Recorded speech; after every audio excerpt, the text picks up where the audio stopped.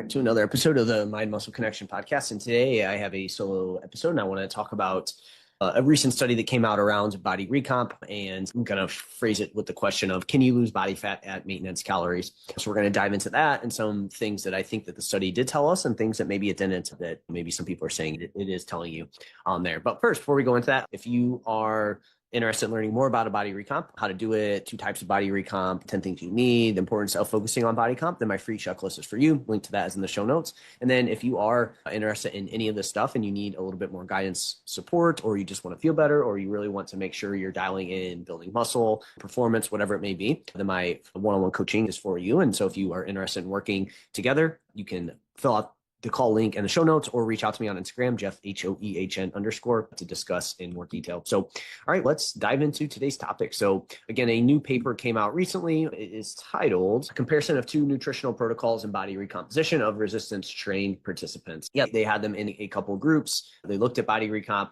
And so I'm phrasing this as, can you lose body fat at maintenance calories? And so in this study, they compared 2 high protein diets combined with resistance training. So they had one group at estimated maintenance calories. I'll talk about how they figured out what their estimated maintenance calories were. And then one in a small calorie deficit. I believe they subtracted 250 calories from their estimated maintenance there. And I believe the protein was set at 2.2 kilograms, so about 1 gram per pound of body weight, right? Which is, 2.5. So a little bit over that. So you're looking at 1.2 grams per pound of body weight there. So again, fairly high protein, but that's a lot of people will recommend that number as an easy number there with protein. I think that's a good number to aim for. Again, it could be a little bit high for some people. From a muscle building standpoint, you can probably go a little bit lower than that. But if we start talking about recomping and simultaneously losing fat and muscle and gaining muscle, losing fat, gaining muscle, you're probably going a little bit higher. And there's some benefits to going a little bit higher than 0.8 grams per pound of body weight, satiety, thermic effect of food, et cetera. There. Again, that's what they found or that's how they set up it up. And then they resistance trained, I believe 4 times a week. And looking at the training, it was pretty good, right? It was a squat, deadlift, leg press, hip thrust, leg extension, lying leg curl, and then a calf raise standing machine. Then they did that 72 hours later. And then they did their upper 2 times a week, 3 to 10 reps in reserve, 1 to 2, rest 2 to 3 minutes. For the upper body, it was bench press, pull up, incline bench, military press, barbell row, triceps curls. Pretty solid. I would change some things around in terms of the training rate, mainly being, obviously, if we have access to, instead of back squat, could we potentially do some sort of hack squat, something like that? So maybe changing that to Romanian deadlift, leg press, making sure it is like a quad focused one. Ideally, maybe like to see a single leg exercise in there, thrown in there at least 1 day a week, maybe not both days. Hip thrust is great. I think that's a good thing to add in. I would prefer that to be like in a machine or a Smith machine, something like that, versus just the weight can be a pain in the ass, but that's fine. Leg extension, good. Lying leg curl, definitely on the calf raise, solid. Bench press, again, I would love to add in some sort of either like chest press machine or something to replace that. But again, I get like you're limited to what you have, and machines can add a little bit of variety, like can add some variation for people. So this can make it a lot easier. Pull-ups, again, probably would like to do some sort of pull down or assisted pull-up, potentially some variation there. And again, incline bench and military press and bench press all in 1 day. That's fine. Probably wouldn't want to do that twice a week. I think that's a lot of pushing. I think we could vary that up just a little bit better potentially. But again, solid. Barbell row, again, would like it to be some sort of chest support row there. Tricep pulley, again, 1 day a week. If it's the same, like for one workout, this is good. But again, I'd like to get some overhead tricep put in. But curl bicep, again, that one's fine. But I would also like to do one that's a little bit more length and focus, like a face away cable curl or a dumbbell incline curl. So again, it's have these base of exercises, make some small changes, and then potentially change it. But at the end of the day, like this is an overall solid program there. And you're kind of, whatever the constraints are that you have, there's always going to be some constraints with research there. 3 to 10 reps. Again, maybe I'm not doing that across the board. Maybe it's some are going to be a little bit closer to 6 to 8, maybe some 8 to 10, but generally speaking, 3 to 10 is fine. And then 1 to 2 RIR. I would imagine they did this in the research lab. So, they're more likely to train close to failure on that. And I think that is important, right? I think anytime we look at this research, it's like, how close to failure did they train? Because I do think that if someone now all of a sudden is training further away from failure, they may not see as good of recomp effects, right? So a lot of people will focus overly on, hey, where are calories at? What does that look like? Again, that is important, but they'll overlook how close are they training to failure? Because that is super important. Now, you don't have to go to max failure all the time, but people tend to be a little bit further away from failure than they think. And I think 3 to 4 RIR can work, but you might not be maxing things out, especially in a study that's 10, 12 weeks as well too, right? So again, they probably had that dialed in, but just if we're thinking about, okay, this paper found this, how can this apply to everyday people? And again, that would be the biggest thing too that could impact results is your training intensity at which you train at there. Like I said, would love to, if I'm programming for people, I'd like to see a little bit more machine-based stuff. I think that's going to help people build a little bit more muscle overall. But again, these are solid and they hit the main kind of movement patterns. And some people this is going to be something that most people will have access to. Maybe some of the machine-based stuff for the lower body, but a lot of the stuff is things that people can do. They'll have access to these things across the board, right? They'll have access to a barbell. They'll have access to a leg press. Most gyms you go to are going to have a leg extension, lying leg curl. Where it can start to get tricky is I mentioned like a hip thrust machine, like some pull down stuff. Like that's where things can start to get a little tricky in terms of not every gym's necessarily going to have that there. All right. So again, one group at estimated maintenance calories, and I'll go through the findings and then I'll talk about how they found estimated maintenance calories. So in this, both groups gained lean body mass and both groups lost fat. Okay. They did this via DEXA, which DEXA is solid, but even DEXA is going to have some potential error within it, right? And so they didn't necessarily lose a ton of body fat. I think it was 1.41 kg. So the isocaloric, the maintenance 1.41 and around 1 kg for muscle. This is again on average there. Fat mass was 2.9 in the deficit. They actually gained about the same amount of lean mass in the deficit. But again, when we start looking at this in terms of how they're finding it, those are just small, like it can be hard to, it's fat-free mass, right? So it's not necessarily just muscle, but again, this can start to get, the smaller the numbers are, the more there can be some potential, that's just error within it, right? So just keep that in mind. So they did both see it, the one group, they both lost fat, gained lean mass. The group that was at estimated maintenance calories did lose more body or lost less body fat than the group that was in the 250 calorie deficit, which makes sense, right? The larger the deficit, you're going to put yourself in a position to lose a little bit more body fat. What was interesting is that they still, at least based on this, from what I'm seeing, they still gained about the same amount of muscle, which is interesting. That actually may be a little bit of a bigger finding there. But again, one of the biggest takeaways I've seen from this paper is these results challenge the traditional calories in, calories out model, right? Because, oh, hey, you can lose body fat at maintenance calories. And so when I look deeper into this, the main thing I want to go over is I'm not 100% sure I agree with that. And then I'm also going to go over, hey, what does this paper tell us specifically around body recomp? Because overall, this is a win for body recomp, right? I think it does go to show that, hey, you can build muscle in a deficit. You can simultaneously lose fat and build muscle. And these are intermediate lifters too, right? This wasn't necessarily just in beginners. And I think it shows that people do have the ability to do that. So I'll wrap that up and am going to lead you to another podcast episode I recently did on body recomp that's going to dive into that even more.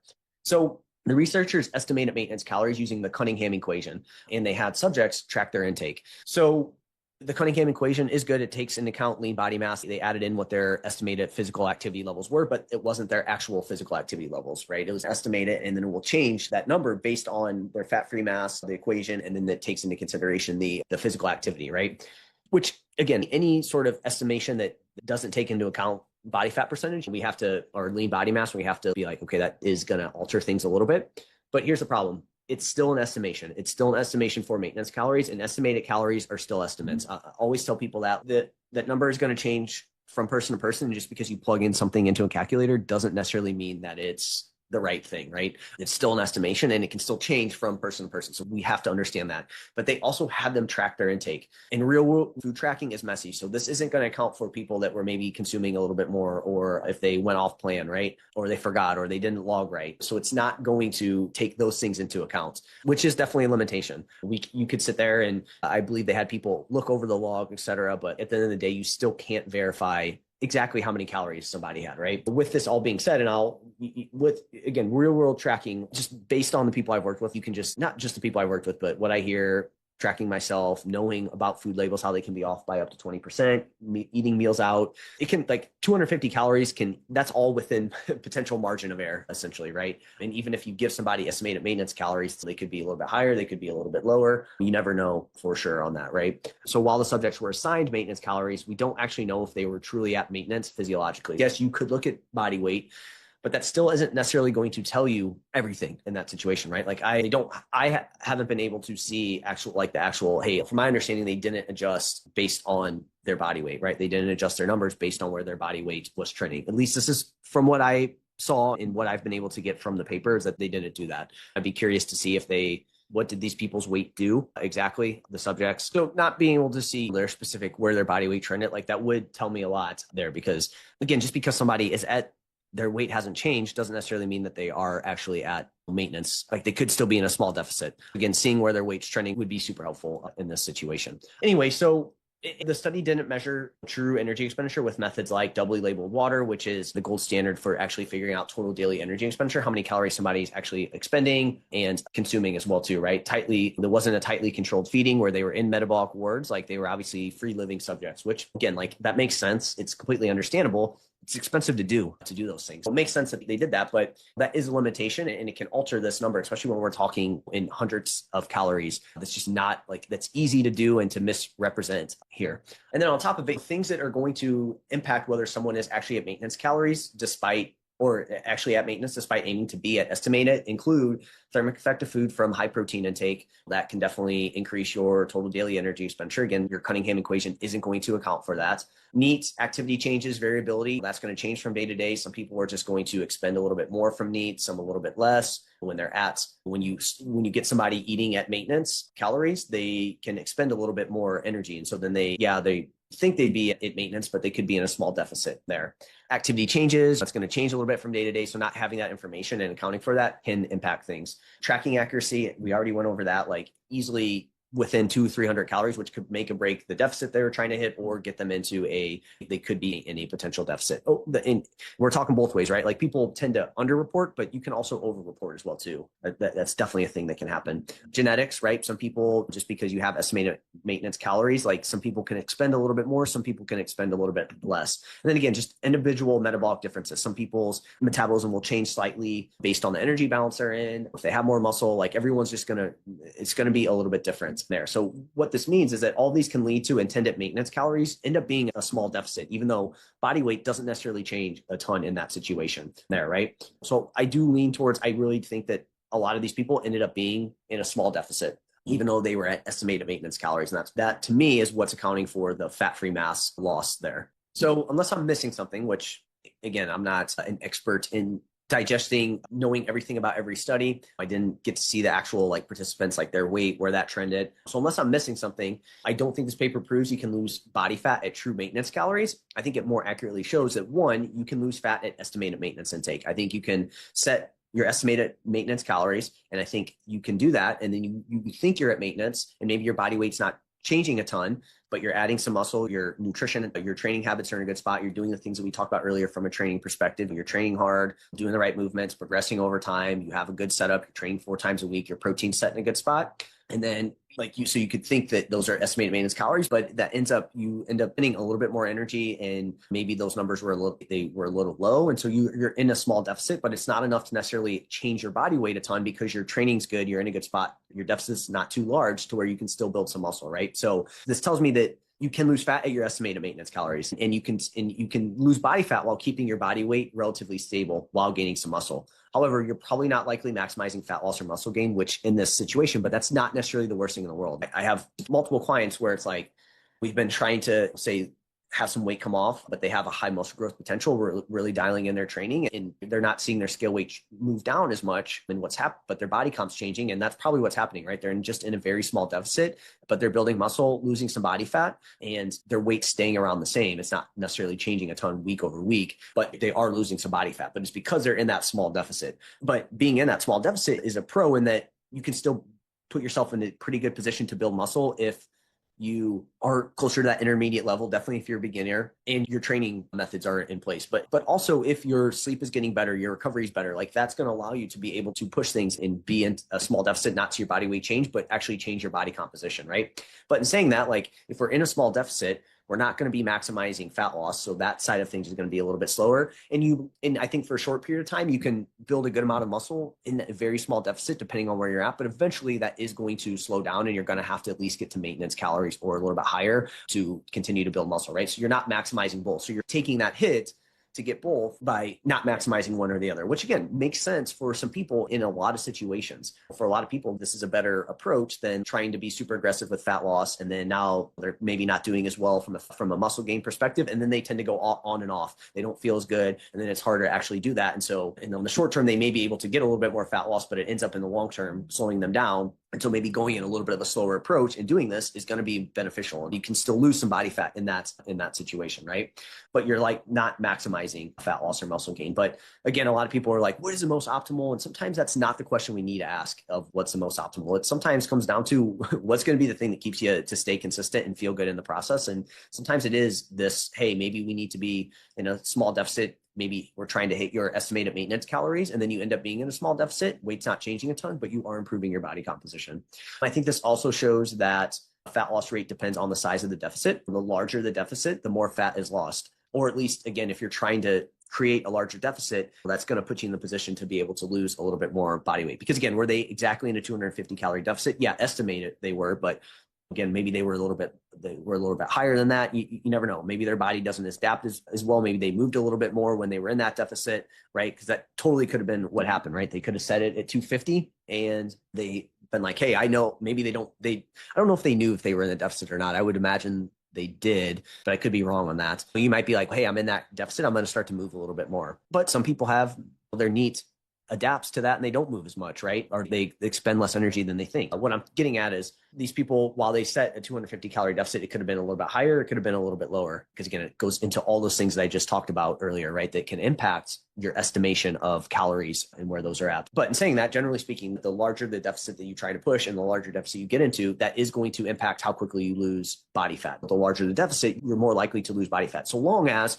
again, your weight training's in there, you're doing the things that they did in this protocol, you're eating enough protein. Again, and they didn't go over this, but sleep's going to play a huge role in this. Your overall recovery, like all these things are going to impact that there. But the larger that deficit gets, the lower muscle growth will likely be. Now, in this one, that wasn't the case. They did lose a little bit more fat, and they, at least based on the numbers that I'm seeing, again, I could be wrong on this, and I think this is just the average, but they actually grew about the same amount of muscle as the isocaloric, which is interesting to me. Again, maybe muscle growth doesn't get as impacted initially or in the short term as we would think. And maybe it really just does come down to, hey, if you train hard, your deficit's not super aggressive, you're not going crazy with it, you're more of intermediate and you eat enough protein, maybe you can, for at least in this kind of time frame, the 10 weeks, like you can still build about the same amount of muscle. I would imagine that if this went on further, that wouldn't be the case. I think that side of things would slow down, especially if somebody builds more muscle, they get leaner. I would imagine that would eventually slow down. You're not going to be able to be in a larger deficit and still gain the same amount of muscle as someone that's closer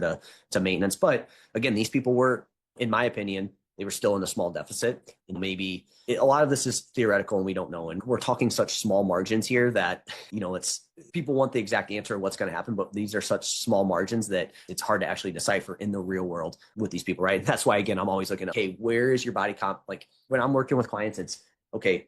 We're going to look at your scale weight. Where's that going? But also, how are you feeling? Are you getting stronger? Do you feel stronger? Are you noticing change in your body? And do we have things that show that your body comp is improving, right? That's ultimately what we have to go off of. People want these exact numbers of, if they did this, they lost 1.24 kg fat. And it's just so hard to know the exact numbers here, especially the more that somebody listening to this, the further out you get from a research lab, the more inaccurate these are going to be and the more noise there is with these things, right? You also talk about like BIA, the InBody, like those will get you within the ballpark, but anything that's going to happen in say an 8 to 10 week time span, there's going to be some noise built within that. And so you have to be careful with deciphering that there. I think this study also shows that you can build muscle in a deficit.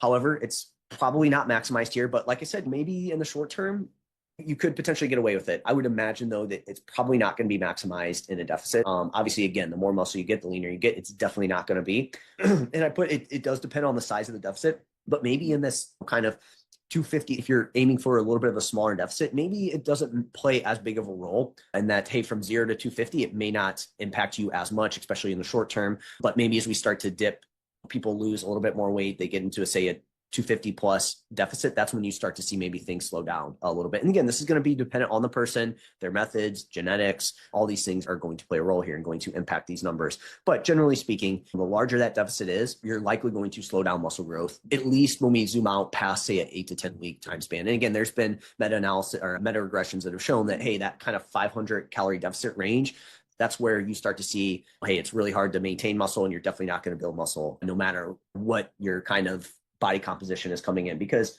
again, when we talk about a lot of these things, your current body composition is going to give you a lot of wiggle room here in this process. The more body fat you have, the less muscle you have. We really have, like, we can be in a deficit and you're still going to build some muscle in that process. Whereas the leaner you are, the more muscle you have, it's like you have less things that you can do and get away with, and you have to be a little bit more on top of things there. So again, this study shows that, hey, you can build muscle in a deficit. And so that goes to the body recomp, that simultaneous fat loss and muscle gain, right? Your kind of true body recomp that people talk about there.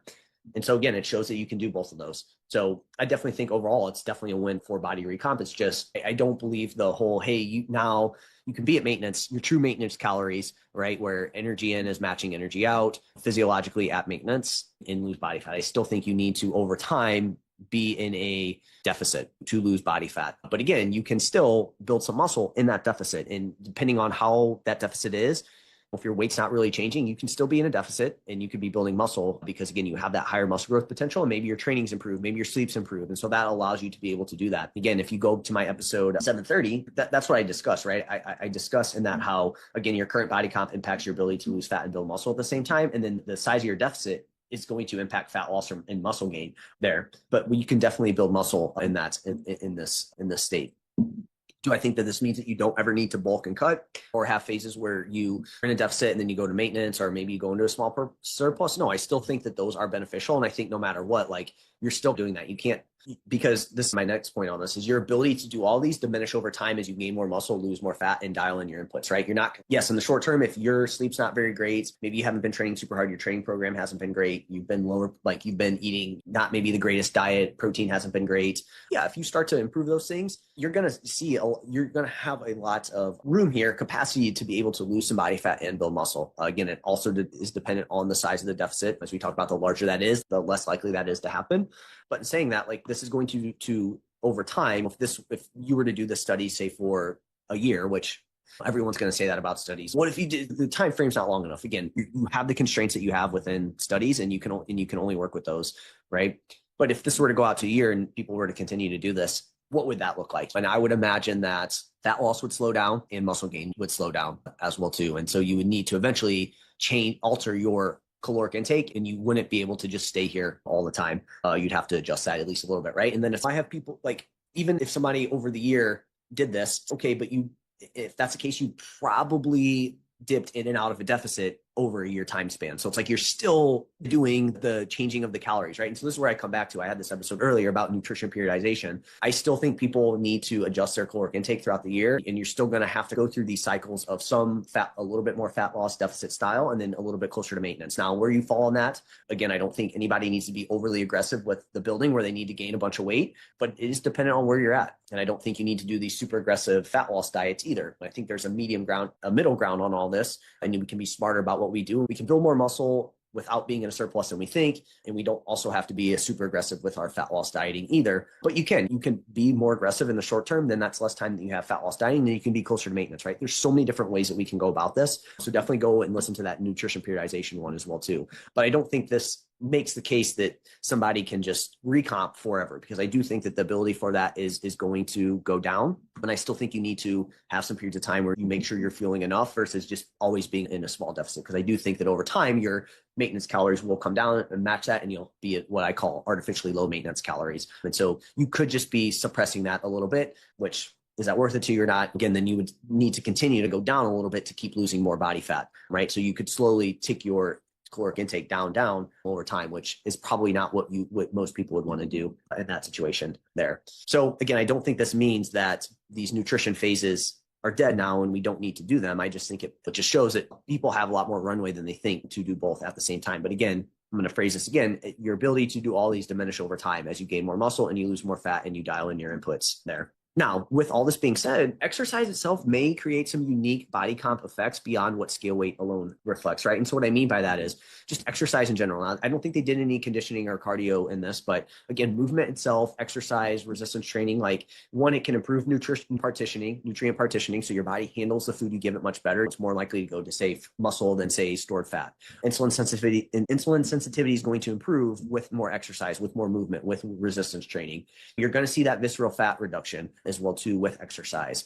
You're going to have better lean mass retention and gain when you're resistance training, obviously, right? So there may be some unique physiological effects from exercise that help drive recomp if you're closer to maintenance there, right? Like to where there's just something there that tips you over the edge with that, and it allows for that outside of the traditional energy balance on there. But I still think that if you're losing body fat, you're in a deficit. Like this doesn't change anything for me in that situation. It could just be, again, maintenance, estimated maintenance and maintenance of body weight, you can still lose body fat for sure. Either way, like this is a big win for body recomp. Again, I think it really just shows that with high protein intake, resistance training, and structured programming, you're able to build muscle and lose fat simultaneously. And regardless of the energy balance discussion, like resistance training remains one of the best and most powerful tools for improving body comp, metabolic health, and long-term health outcomes. I just don't think we can underestimate the impact of that, regardless of where you're at. And so I always tell people, like, at the end of the day, if you're going to keep your body weight around the same, or no matter what you do with your body weight, if you're resistance training, you're getting stronger, you're eating enough protein, and you're focused on your recovery, like you're going to see some positive improvements in your body composition. Then we can focus on the nitty gritty of where exactly your calories need to be and can we tighten things up within that. And like I've been saying too, don't underestimate the impact of the kind of study effect of their probably training got better. They were able to push and stay consistent with their training and really push that. But I think that's super important too. And a lot of people overlook we know that nutrition and getting it the right calorie amounts can be helpful. But I think people, when they start to look at body composition stuff, they overly focus on exact calorie numbers too much. And I've talked about this before. And then your training's not great. You're missing a lot of very important things there by overly focusing on how many calories and not necessarily pushing your training, because it's going to be a huge piece of body recomposition. You take someone that really dials in training, and it's like, as long as you're not seeing scale weight come up a ton super quick and you're like just in this massive surplus, and you're also not necessarily seeing your weight just trend down super quickly, which again, most people, that just doesn't happen. And it's not just going to happen on the way up. But I think as long as we're improving our inputs and we're pushing training, getting better at that, figuring out things that work for us, focusing on our recovery, it's like you're going to see some good body composition change regardless, right? And so that anytime I bring up this body composition stuff, I just think too many people overly focus on calories. Am I at maintenance? Am I in deficit? Am I like, and it's like that stuff is somewhat important, but how you feel, all those things I talked about, really pushing your training is just vitally important to this process. Either way, big win for body recomp. We know we can do it. That's awesome. And again, if you want to learn a little bit more about the nuance of body recomp, definitely dive into that in episode 730. So go and check that out. Also talk about how body recomp isn't a one size fits all simultaneous muscle gain. It's on a spectrum. And so I discussed that, which will really tie nicely into this paper that I talked about today. We talk about the size of the deficit, muscle growth potential, all that good stuff. And then the nutrition periodization one is also a good episode for you guys to go back and listen to. And I just dropped that on Monday. I talk about how even in body recomp, we're still manipulating energy balance to an extent, and we're going to change our calories up a little bit in that. So hope this is helpful for you guys. Again, this was not it was a great paper, great win for body recomp. It's just, I don't think this shows that you can lose fat at maintenance calories. I think it shows that you can lose fat at estimated maintenance calories, and you can lose fat at maintenance of body weight there. So either way, it was a great study. Not to bash the researchers or anything, they did a great job. Just kind of my take on it and where I think you need to be careful with that thought process. So that's it for this episode. Hope this was helpful. If you did find this podcast to be helpful in any way, if you could leave a rating and review, that will help more people find it. And then give me a follow on Instagram, Jeff, HOEHN_. Talk to you guys soon.